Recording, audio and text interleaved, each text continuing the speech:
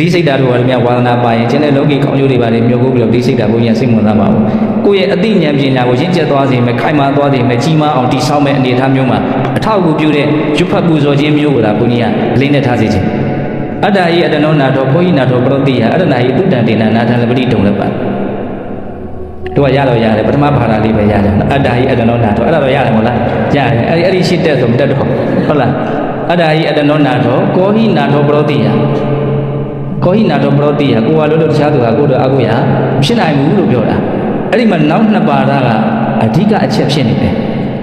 ကိုယ်မှာကိုယ့်အတွက်အကုရရှိအောင်ဘယ်လိုရှာဖွေရမလဲဆိုတာကိုတွန်တီးလမ်းပေးတာအတ္တနာဤတုတ္တံတေနကိုယ်စိတ်ကိုအည်သွေးရှိအောင်ကောင်းမွန်အောင်ပြုပြင်ခြင်းဆုံးမခြင်းအဖြစ်နာထံလပတိတုံလည်းပါအလွန်ရနိုင်ခဲ့တဲ့အကုရကိုရလိမ့်မယ်ရနိုင်ခဲ့တဲ့အကုရလို့တောင်သုံးတယ်နော်အဲ့ဒါကတရားနဲ့ရတာကိုပြောတာဒေသနာကိုအမြင့်ဆုံးနီးနဲ့ချင်းကပ်ကြည့်မယ်ဆိုရင်ယဟန္တာဖြစ်တာကိုပြောတာယဟန္တာဖြစ်မှအမြင့်ဆုံးအကုရကိုရသွားတာဘာကြောင့်မှကြောက်ရွံ့နဲ့တုန်လို့တယ်ဆိုတော့ဘယ်တော့မှမရှိအောင်တို့ကအဲ့ဒီအခြေအနေကိုမရသေးဘူးဆိုရင်တော့ရနိုင်ခဲ့တဲ့အကုရဆိုတာဘာကိုပြောတာလဲလို့နားလည်သဘောပေါက်တဲ့အခါမှာဘယ်လိုသဘောပေါက်စေချင်ပညာကိုပြောတာလို့နားလည်စေချင်ရနိုင်ခဲ့တဲ့အကုရဆိုတာဘာလို့ပညာအမှန်တိုင်းသိတာကိုပြောတာပညာလို့ပြောလိုက်ရင်လည်းပဲသင်ယူထားတဲ့တက်ကြွထားတဲ့ဘွဲတွေဘာတွေညာတွေအဲ့ဒါတွေနဲ့ရောထွေးသွားမှလည်းရှုရသေးတယ်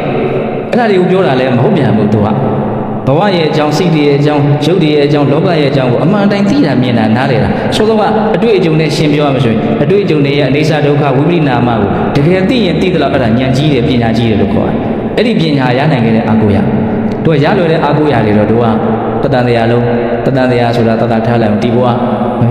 ရပါတယ်ရခဲ့ကြပါတယ်ရှိလည်းရှိရပါတယ်နောက်ကိုရမိတ်ဆွေပေါင်းတင်နေတဲ့မိသားစုဝင်တွေနဲ့သုံးဖို့ပိုင်ဆိုင်မှုအနေနဲ့တို့စိတ်ထဲမှာဒါလေးကအာကိုစရာလေးလို့ထင်ပြီးတော့တို့ဘေးမှာရှိအောင်တို့လှုပ်ထားတာလေးတွေအတိုင်းတာတစ်ခုတည်းရှိတယ်မဟုတ်လားရှိတယ်အဲ့ဒါပါတော့ရလွယ်တဲ့အာကိုရခုဒီမှာသူကပြောတော့ရနိုင်ခဲ့တဲ့အာကိုရကိုရသွားတယ်ဘယ်လိုလုပ်ရမှာတော့အတ္တနာဤတုတ္တံတေနကိုယ်စိတ်ကိုကောင်းကောင်းပြုပြင်ဆုံးမရဆုံးမရဲဆိုတဲ့အသုံးနှုန်းလေးအဲ့ဒါကိုလည်းမင်းတို့နားလည်စေချင်သေးတယ်ဆုံးမရဲဆိုတာသူကြမှာဆိုမိဘသာသမီကိုဆုံးမရဲဆရာတပည့်ကိုဆုံးမရဲသုံးတယ်နော်ဆုံးမရဲဆိုတာအဓိကကမကောင်းတာမဖြစ်အောင်လုပ်တာကောင်းတာဖြစ်အောင်လုပ်တာတစ်ချက်မှတ်ထားနော်ဆုံးမရဲဆိုတာမကောင်းတာမဖြစ်အောင်လုပ်တာကောင်းတာဖြစ်အောင်လုပ်တာအဲ့ဒါကိုယ်စိတ်ကိုဆုံးမရဲဆိုတာအဲ့ဒီသဘောပဲမကောင်းတဲ့စိတ်မဖြစ်အောင်လုပ်တာကောင်းတဲ့စိတ်ဖြစ်အောင်လုပ်တာနော်အဲ့ဒါစိတ်ကို